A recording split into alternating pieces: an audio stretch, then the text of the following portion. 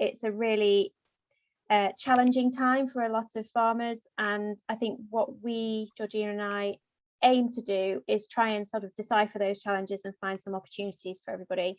So I think that's very much the intention and the theme of our presentation, and hopefully it gives some sort of information sharing, some of which you'll be very, very familiar with. Other bits perhaps might be new and offer some insight into where the opportunities may sit. So chip in with questions, Ian. And we're happy to take those as we go. So next slide, Georgina.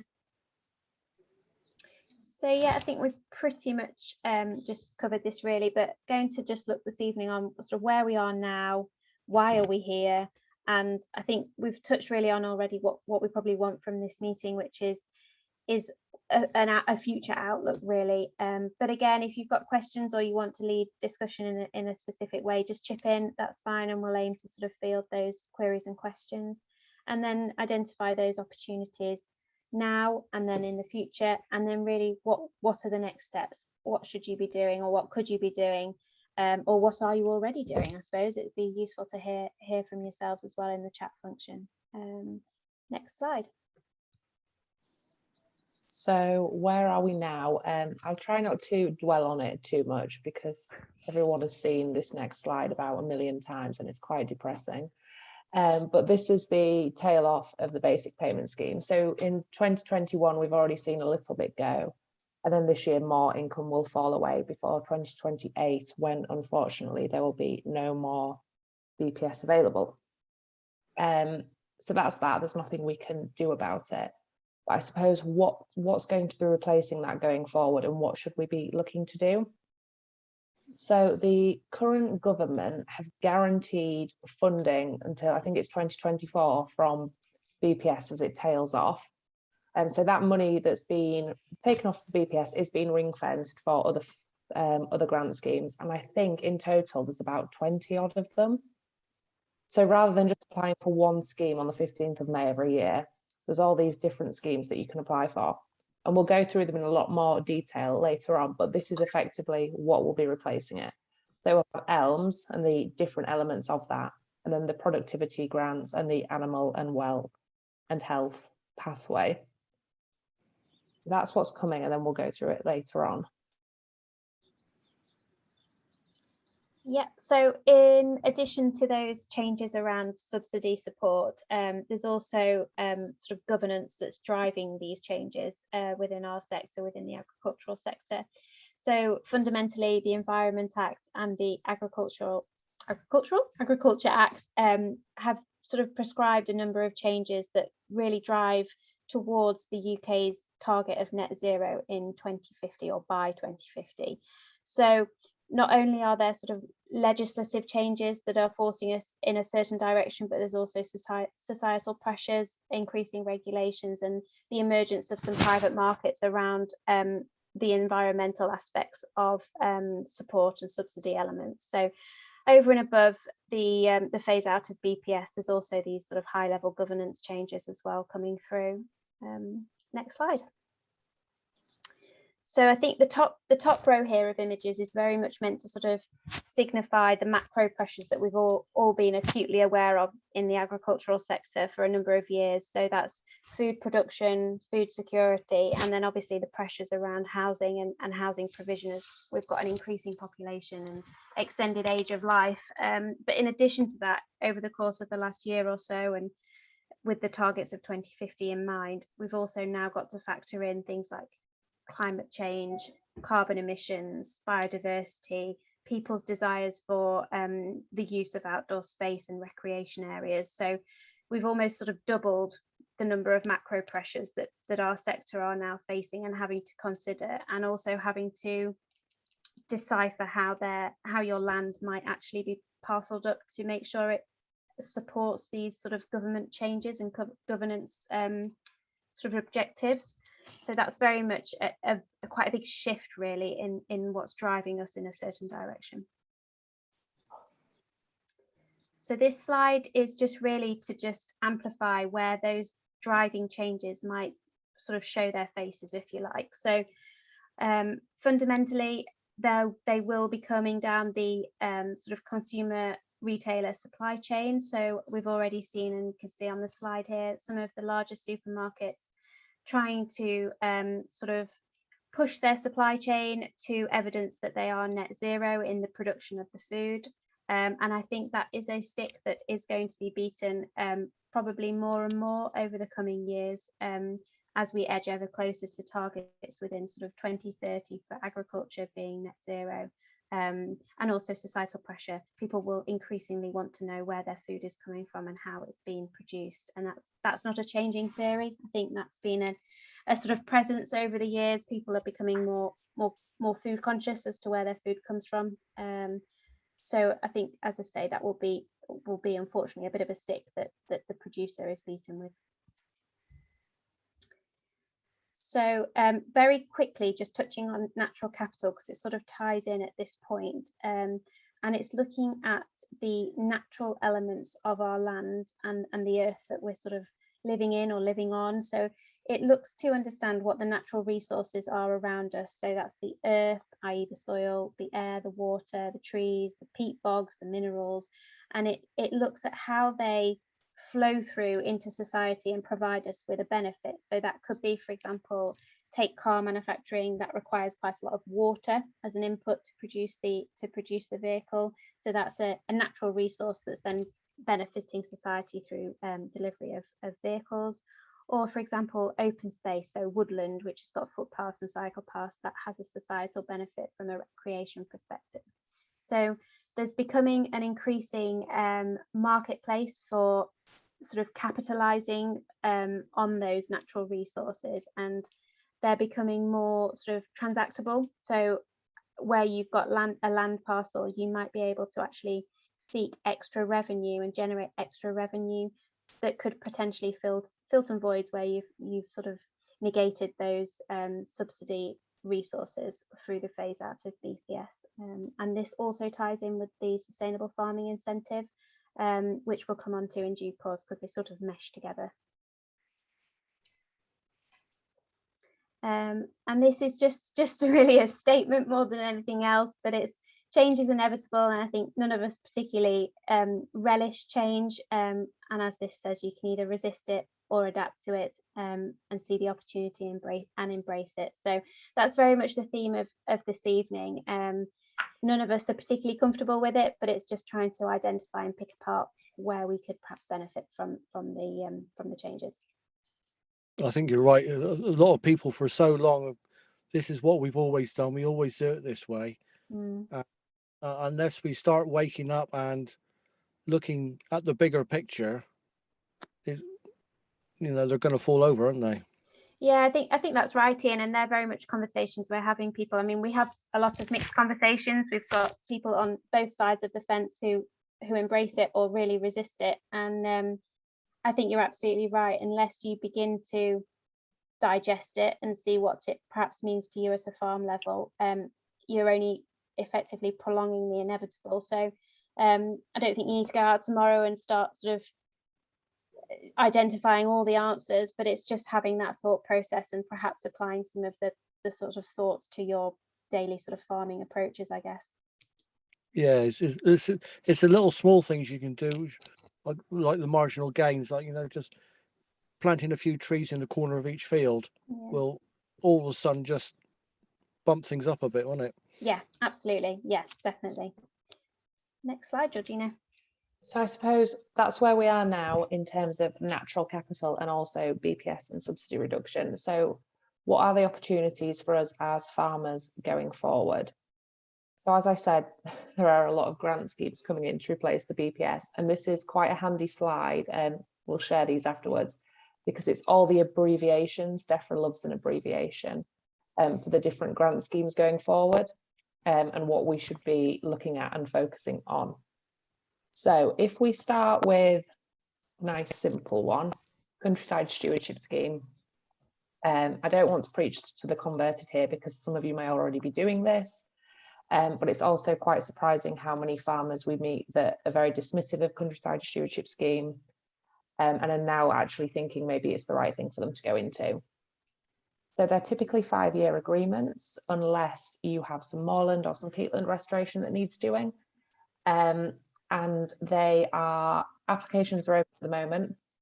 If you looked at it once before and it didn't work for your farm, it might be worth revisiting it, as greening's no longer a requirement of the basic payment scheme. So more land may be available, and also some of the payment rates have increased on previous years. I think the headline figure was payment rates have increased by 30%, but actually when you look at it, only a few have increased by that amount. So there are two types of countryside stewardship scheme. You've got the traditional mid-tier, which is the competitive version. 3% of the agreement land must hold an option of some description, and that allows you to access a range of options and capital items, and a larger value of capital items are also available through that. And then you've also got the countryside stewardship wildlife offer, which isn't competitive. So if you have quite a simple farm, in the sense that it's just arable, it's just grassland, it's not varying degrees of disadvantaged land, and you don't particularly want to do anything too fancy, this might be the better path for you to go down, because as I said, it's not competitive and it's a much simpler application process.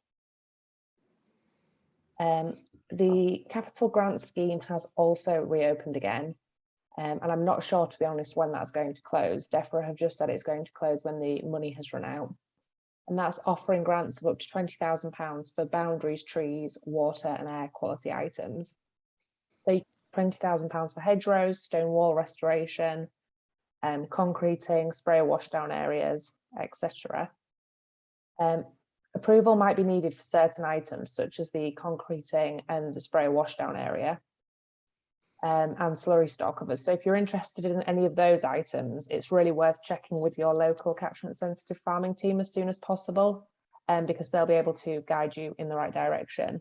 For example, I had one who really wanted a sprayer washdown area, and we've been told they won't fund that, but they'll look to fund just yard concreting instead. I'm not quite sure why, but they are offering some money. And then you've got the boundaries one, which is for hedgerows, stone wall. So you could almost do some hedgerow restoration this year and some next year and kind of do it on a rolling programme. So that's countryside stewardship, which it's been around for many years now, so we're kind of all pretty used to it.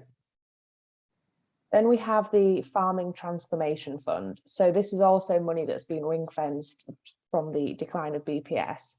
And that is for larger scale projects, and grants are available for between 35 and 500,000. And it's essentially offering grants to help improve farm productivity and efficiency. It's come in 3 main themes, and the next theme to open is adding value to agri-food, which was meant to open in March. We're now in May and it still hasn't arrived, but maybe one day soon it'll rear its head. And that is for funding things such as collaborative grain storage, potato processing, that sort of equipment.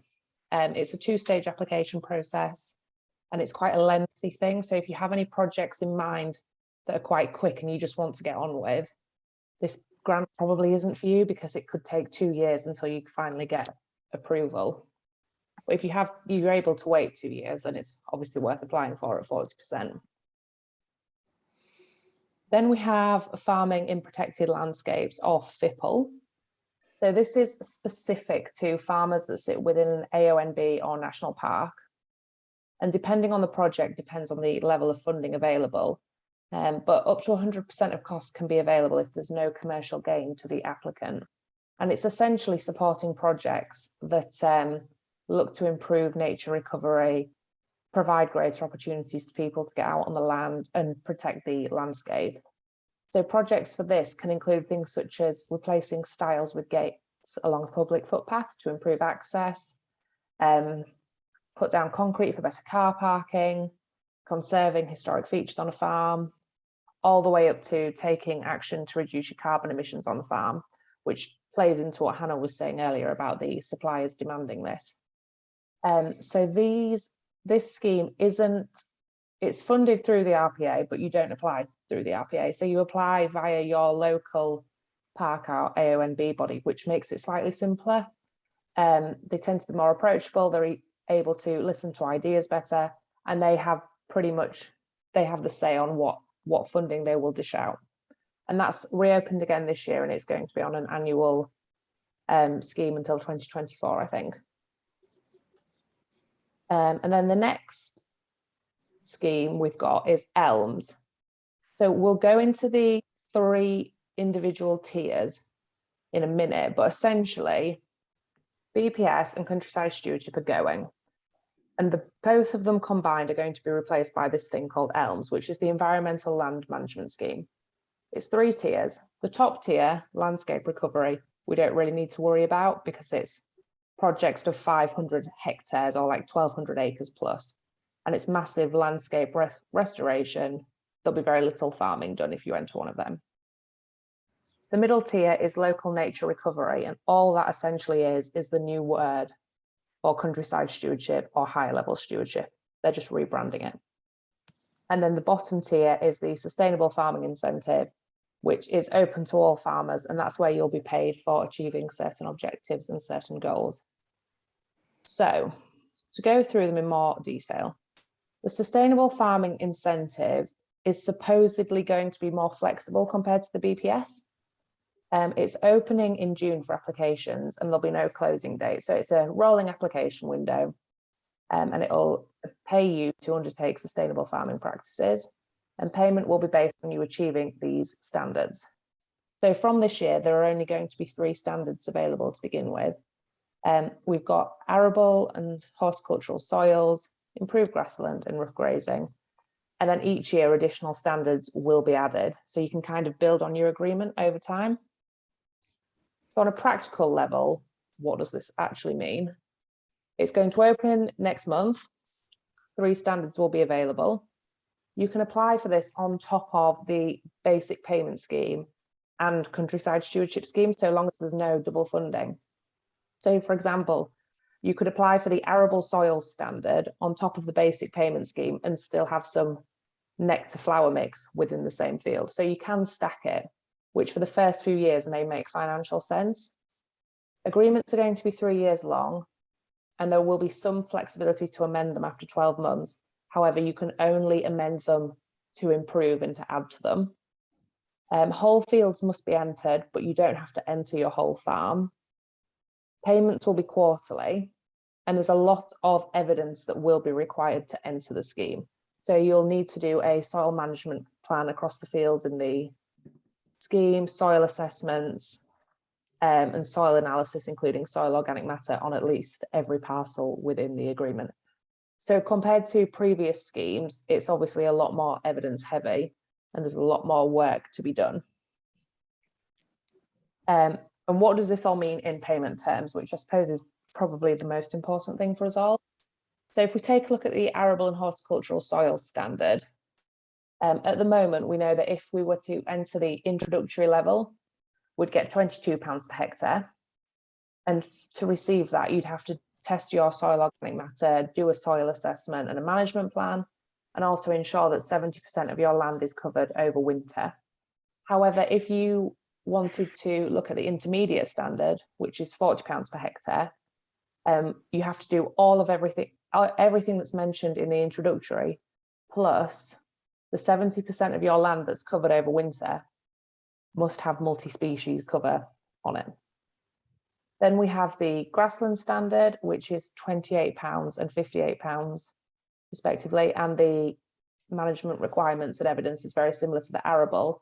And then the rough grazing and moorland standard, I think this has changed actually since I wrote this. That's about £10 per hectare for the introductory. So it's not great, but it's better than nothing, I suppose. So that's the sustainable farming incentive in a nutshell. Then next we've got the middle tier, which is the local nature recovery scheme, which, as I said earlier, is just effectively the new version of countryside stewardship scheme.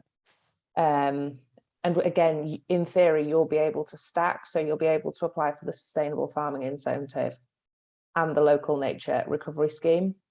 And if you're currently in a countryside stewardship scheme, you'll be able to move to a local nature recovery in 2024 with no penalty.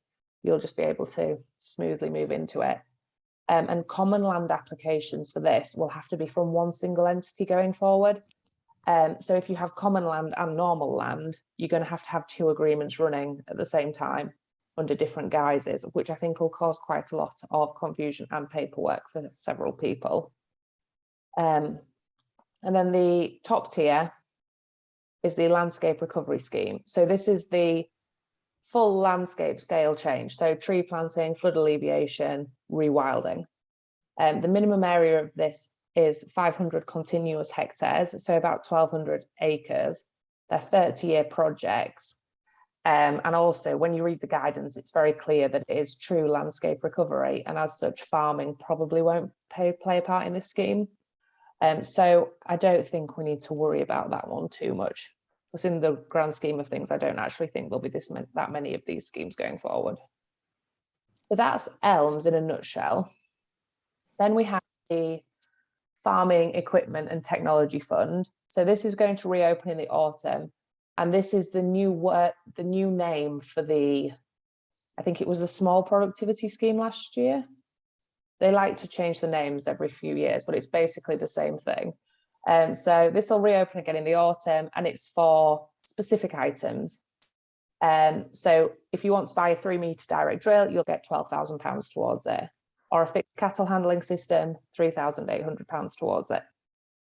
So that's reopening again in the autumn. And if you haven't already applied for it in previous rounds and there's something you're interested in, it's definitely worth having a look at it. Then we have the Slurry investment scheme. So this is really vague, unfortunately, but we know it's opening in autumn, and we know it's aiming to upgrade storage across farms and help to reduce pollution incidents. And that's all we know, really. We don't know anything, timescales, application process, payment rates. They are all due to come in later in the year. I'm sorry, but you'll see throughout this, there's a really running theme that we know the headlines, but the actual nitty-gritty and the important stuff still hasn't been fed through. Then we have the lump sum exit scheme, which I suppose can be seen as an opportunity if you know someone that's planning on applying for it. So this is where farmers will be able to apply for one lump sum payment of their BPS, basically. So they'll get one check at the end of September this year, and then they'll no longer be eligible to apply for BPS going forward. So to be able to apply, you must have been claiming BPS pre-2018 and also be planning on renting out the land, surrendering the land, selling the land, etc. So the caveat to this is, I suppose, if you or a relative is looking at the lump sum exit scheme, on paper it might sound quite lucrative, but you need to make sure that when you are doing the figures that you're not foregoing any income further along, because if you take this lump sum exit scheme now, whoever the farming entity is will not be able to receive BPS between now and 2028. So if you're affected by the cap, it's actually probably worth having a business restructure and still claiming the subsidy going forward than just taking this payment now. And this is how the reference amount's calculated. So effectively, it's your average BPS between 19 and 21 times by 2.35, but the reference amount is capped at 42,500. So actually the maximum you'll be able to take out of this scheme is £100,000, which we all know probably isn't enough for somebody to retire on. There is a new entrance scheme coming in off the back of the lump sum exit scheme. We think it's launching next year or in 2024.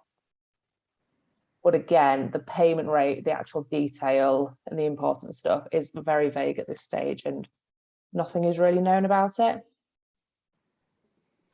So I suppose, what can we be doing next?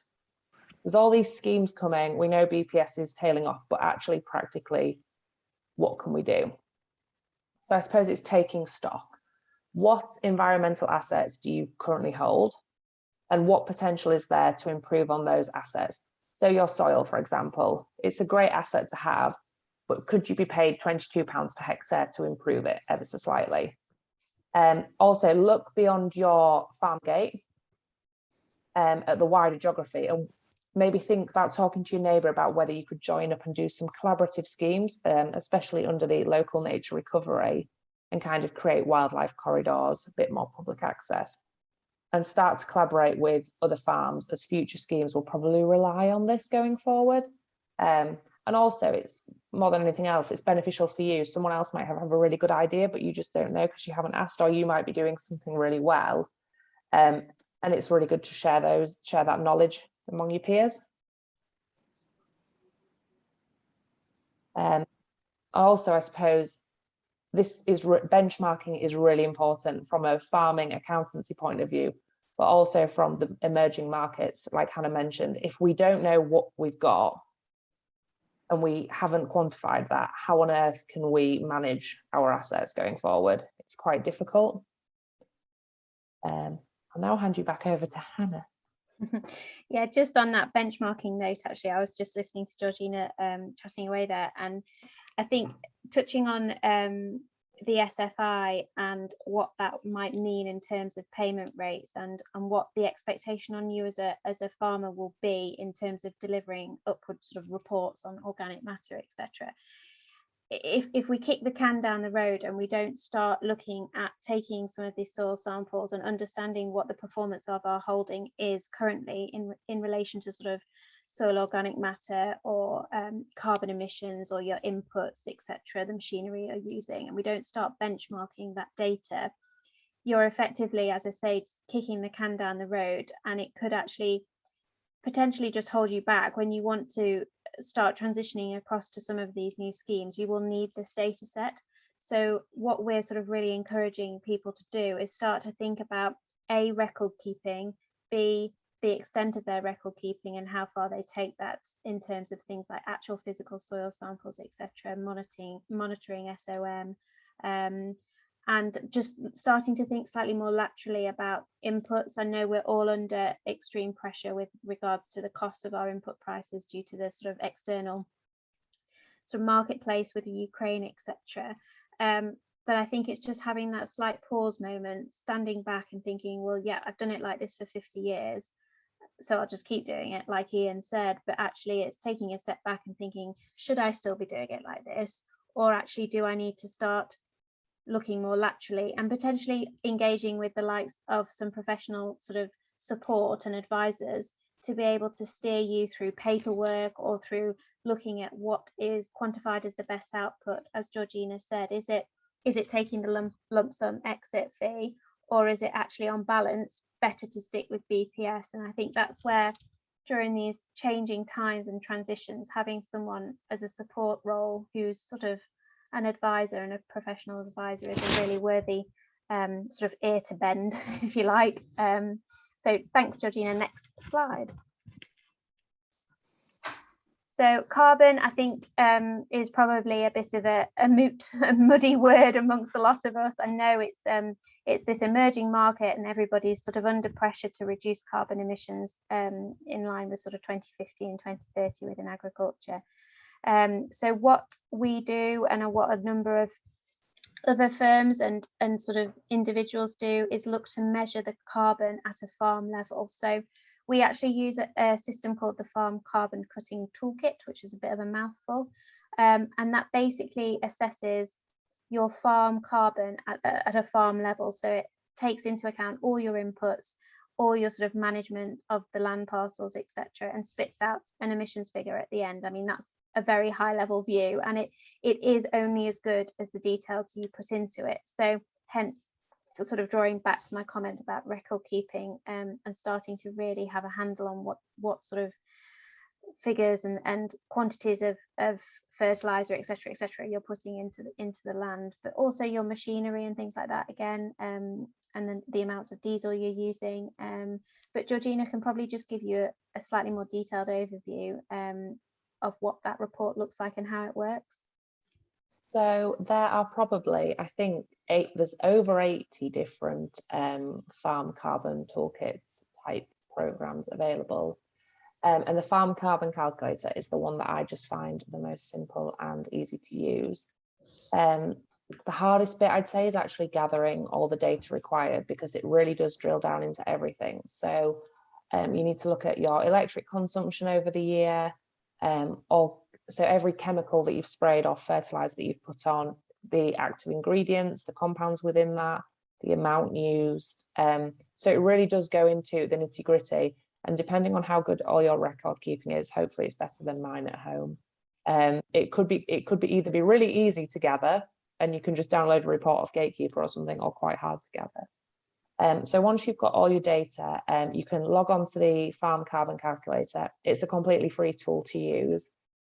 You enter your farm details, your general cropping, whereabouts you are, soil type, that sort of thing, and then enter all the information that you've gathered. It'll then produce a carbon report, a bit like the ones you can see on the screen here, with some quite good infographics showing where your main carbon emitters are, where your sinkers are, that sort of thing. And then over time, you can amend and add to your data. So you can kind of do a report now, and then, as Hannah said, over time, do additional reports. So you've got a real profile of how you've improved your carbon position going forward. And we are definitely starting to see suppliers not checking that you are net zero, but wanting to see this sort of report.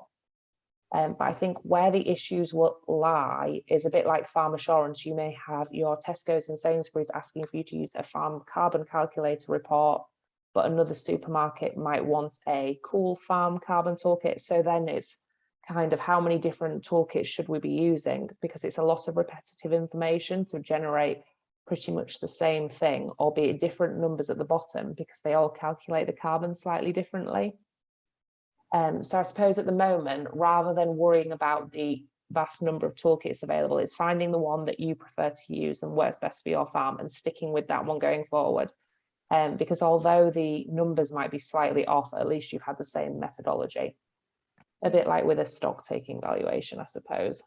Yeah, and I think it's thinking about things where we've had various conversations with people who've got contract farming agreements. So the landowner and farmer contracts out elements of the holding for various purposes. And at what point do you actually take into consideration the contract farmer's emissions? So general rule of thumb is whatever approach you decide to take, stick with that approach for your reporting, because it gives that consistency to your data. But in that context, it's very much taking the contract farmer at the point he crosses your farm gate and onto your holding, and then the emissions become in effect yours, in inverted commas, not the contractor's. So you're not taking into account him getting to you, but you're very much taking into account what he does when he's actually on your land. So it's just being able to chat through these various scenarios, and as Georgina says, chatting with your peers is often the best way to sort of digest how other people are doing it and find the common themes, really. To say something's better than nothing, isn't it? Yeah, exactly. Yeah, that, I think you're on board with us, Ian, because that's very much the method. The message we're trying to sort of relay is that even the little things are going to help you in the next few months, years, as these things evolve. We say little, although it did take me about 3 days to do a farm carbon audit at home. Was that your record keeping though, Georgina? I think that probably was my poor record keeping.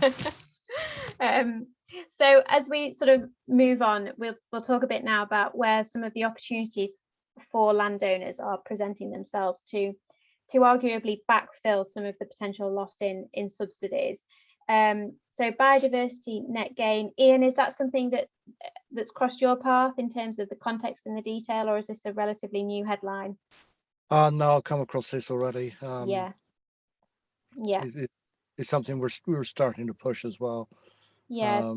Yeah. And is that on your farm, Ian? Are you doing bits and bobs or thinking about it?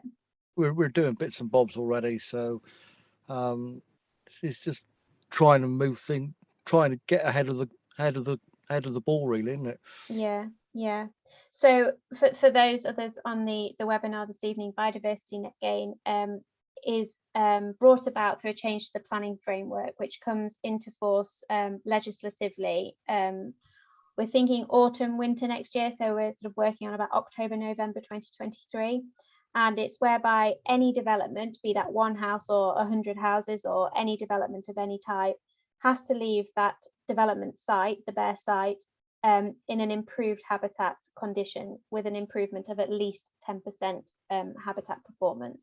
So where a developer can't sort of mitigate that biodiversity expectation on the site, because obviously that has a direct impact on the number of houses they can build and therefore their profit, they will look to mitigate those losses on third-party land, fundamentally first and foremost within the same local planning authority, but thereafter slightly further afield. So if, for example, you are close to some sort of suburban or urban regeneration areas, you're close to areas of the local plan that you know has been allotted to housing within your local planning authority or adjacent counties, etc. This poses a real opportunity for landowners to leverage some revenue from creating habitat units on their land and effectively selling them to the developer.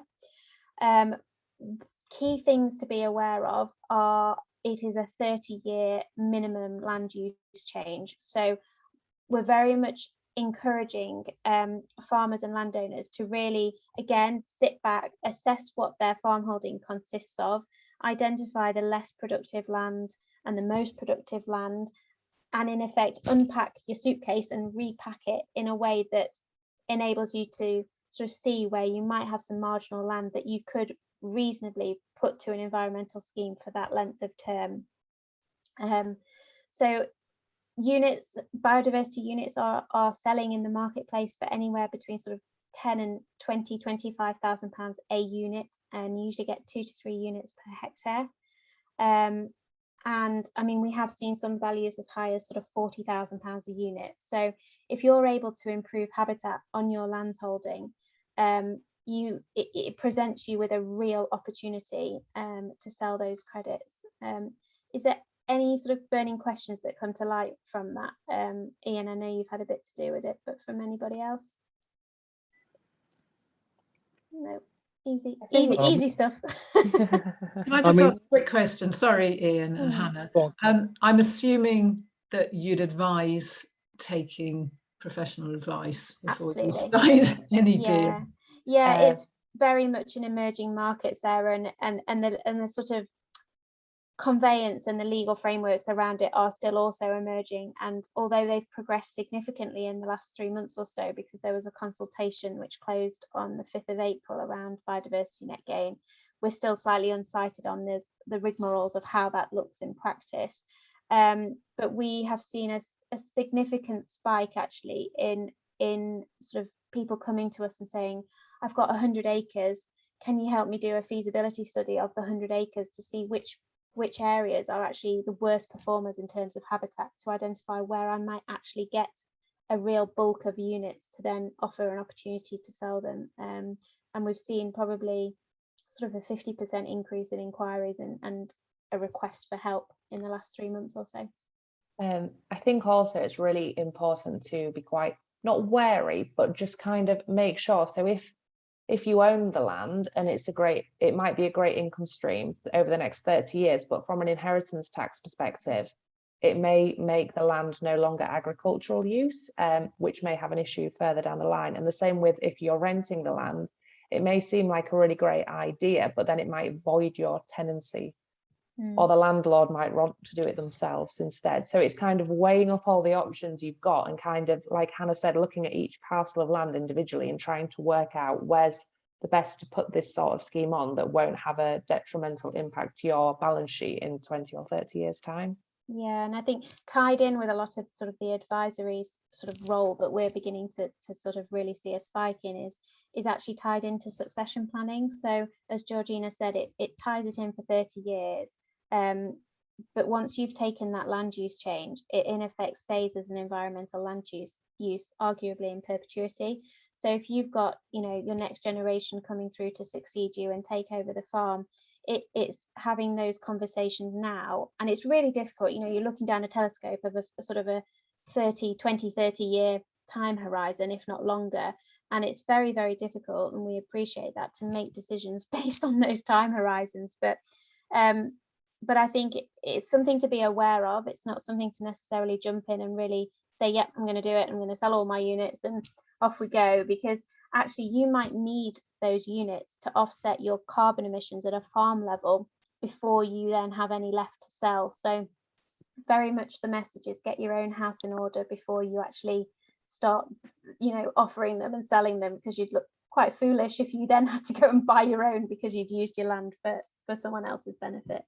And I think also, like Hannah just said, be really mindful that you might need the credits yourself. So I actually have a client that's planning on putting up a grain store on some quite scrubby land just next to their existing farmyard, just kind of extending it out, which to a normal farmer, you'd think, oh, I'll put it there, there's nothing exciting, doesn't grow a crop, yada, yada. But to the planning authority, that's no, you're planning on siting a shed on this piece of really exciting biodiversity. And so we'll grant you permission to build this shed, but actually we want you to offset the biodiversity that's been lost somewhere else on your farm. And so it's not just big developments that this affects, it's going to kind of affect everything pretty much going forward. Yeah, it definitely will. So key message really, if there's one message from me in this environmental sort of aspect, it's very much get your own house in order really. And we've possibly touched on some of these really, but you know, are you a tenant? Are you able to sort of enter these schemes, change the land use in a way that's going to change it for a long-term change? There's conversations to be had with landlords, there's conversations to be had with next generation farmers, and then the tax implications, as Georgina alluded to. There is some mootings in the sector that there will be in effect an environmental relief, tax relief, but that's very, very early stages, and it, as I say, it is just mooting. So very much the theme of the evening is we can tell you lots about the bits we do know, but we're still very much, as I'm sure you're acutely aware, sort of trying to piece together the bits we don't know and make the best of working with the information we have. So again, yeah, just to stress really, pick up the phone to you know, your trusted advisors or to peers and just, you know, chat these things through. It's the best way to sort of work out how you might take things forward. So next steps. So a natural capital asset register sounds slightly terrifying, but it's really not. It's very much just taking what you've got, what you own, what you rent, etc., and sort of breaking that down to see how it performs from a natural capital perspective. So just sort of remember, natural capital is this umbrella title within which lots of different things sort of feature. So your biodiversity net gain, nutrient neutrality, carbon, tree planting, etc. They all sort of weave into this natural capital umbrella. So an asset register just breaks down everything in your holding and gives you, in effect, an emission status for those assets. And that's where that baseline assessment comes in, and the benchmarking element, which a lot of it can be done at a desktop level initially. We're not sort of suggesting you go out and need detailed ecology reports or detailed carbon reports. I think I'd definitely be slightly steering away from that at this time, and I'd just be looking to take a desktop view and just sort of understand what your emissions are and how you might then re-strategize your farming enterprise to benefit you and to reduce those emissions. Yeah, ecosystem services. So again, this is looking at really what we've already touched on, opportunities where those elements of the natural environment might create an opportunity for you, and again, who's your customer? So if you are going to sell any units, who would you sell them to? Can you sell them? Is there an appetite in your local planning authority, or are there sort of larger corporate entities that might be approaching you to say, oh, can we, you know, pay you to increase your soil organic matter, but we'll take the carbon reduction, etc. So it's quite convoluted and quite layered and complex, and I think, again, that's where we're sort of having lots of these conversations and trying to break down the detail. And broker a deal. Yeah, lots of issues, as we've just alluded to, and the key theme there, and this is a long-standing slide for us that we use regularly just to take some good advice from your trusted advisors, whoever that may be, and I think that's a really important message. So the roadmap to net zero, and this is very much how it feels really working within this sort of emerging sector, is it's an absolute balancing act. That's a balance of benefits to you, reducing your carbon emissions, but protecting succession, protecting your income, protecting risk, being sort of trying to de-risk the scenario. So these scales very much sort of amplify the position we're all in at the moment, and I think most of us move one stone from one side and then back to the other because we don't really know what to do. But yeah, I just thought that was a useful sort of image really. And I suppose from me, it's kind of just making sure that whatever you're doing or whatever schemes or opportunities you're looking into works best for you and your successor or whoever you're farming with, because it's all very well you entering a 5-year agreement for something, but then if the next person that comes along doesn't want to manage it that way, then you're in a sticky situation. I know they're only 5 years long, the majority of them, but it's kind of making sure that it fits with your farm. You're not farming for a stewardship scheme. It's kind of working alongside the farm, and it's the income's there to support the farm, not to be the sole driver going forward from one of them. A good question I was sort of asked the other day was, well, you know, why should we embrace these sort of environmental changes with the world the way that it is? You know, food production is absolutely key, and my personal view, and I think it's a professional view as well, it's shared, is that I don't see this as needing to take away from food production. There will still be the big producers, but it's very much looking at where you can maintain an element of production, but also draw out some of your marginal land. Because even if you're a big producer, you are still going to then be beaten with the supply chain stick. So it's a relatively vicious circle, I suppose, and it will come down to sort of individual farm level, not just those larger farming entities. I think that was our last slide, so very, very, very happy to take questions. Thank you, Hannah and Georgina. That was ideal and given everybody a lot of food for thought. Ian, I interrupted you when you were going to ask a question a few slides ago, so would you like to, if you can remember? I've actually forgotten what I was going to ask. It's interesting what you're saying about the inheritance tax side of things. If you start selling off to different companies, that you might get hit with that inheritance tax when it comes along, and also you're going to be changing the land use rather than going from agriculture. I think that's something people will, if they're not careful, they're going to fall over on big time, aren't they? Yeah, definitely. We're trying to sort of collaborate. We have quite a strength and depth in our research. We have a big research team, Ian, and they're working to sort of have a seat on lots of consultations with various solicitors and accountants to try and fathom out what this actually looks like for the individual. But yeah, very much question mark on everybody's lips, I think. Yeah, because I mean, down here we've got a massive road building project going in, and I know they've been going around trying to find, you know, parcels which they can buy up to try and offset some of the. It's quite big money as well that's being offered. Up here we're seeing, I think it was nearly maybe it was £900 a hectare to convert arable to grassland a year. So it's big money that's being offered, and especially at the moment, cash flow is tight for everybody.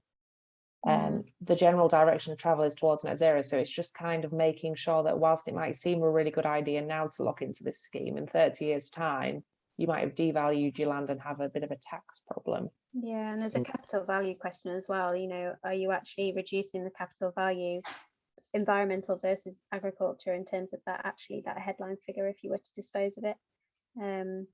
So that there's a lot to consider, Ian, and you sound like you're already sort of on board with some of the thought processes, but yeah, it's tricky. I mean, what we've spoken about is what changes you can make that isn't necessarily going to hit your bottom line, because that, for the majority of farmers, that's what they're worried about, is that bottom line, isn't it? Can they do some of these schemes without, you know, you can get money for doing something else, which isn't going to affect their bottom line. You know, if you can get money for leaving it go, that's all well and good, isn't it? It's just it's that bottom line is a big driving it's a factor. real, especially with the price of crops at the moment as well. I think a few years ago people were really keen to do options such as 2-year fallow, all that stuff, whereas now it's actually really important that when you are designing a countryside stewardship scheme, to go around your farm and look at every field on an individual basis and work out which corners are better suited to crops, which could go into some sort of scheme, and kind of balancing it out so you have enough income from the scheme to make it worthwhile. Because if you don't put enough options in, it's probably not worth entering the scheme by the time you've done the paperwork and everything. But then equally, you still need to be able to balance it with your farming objectives, and like you say, kind of making sure that your bottom line is protected. We've just done a really interesting piece of work for a charity client, actually looking at increasing soil organic matter and then trying to work out how many tons of carbon that increase in soil organic matter would offset for their whole sort of charity enterprise.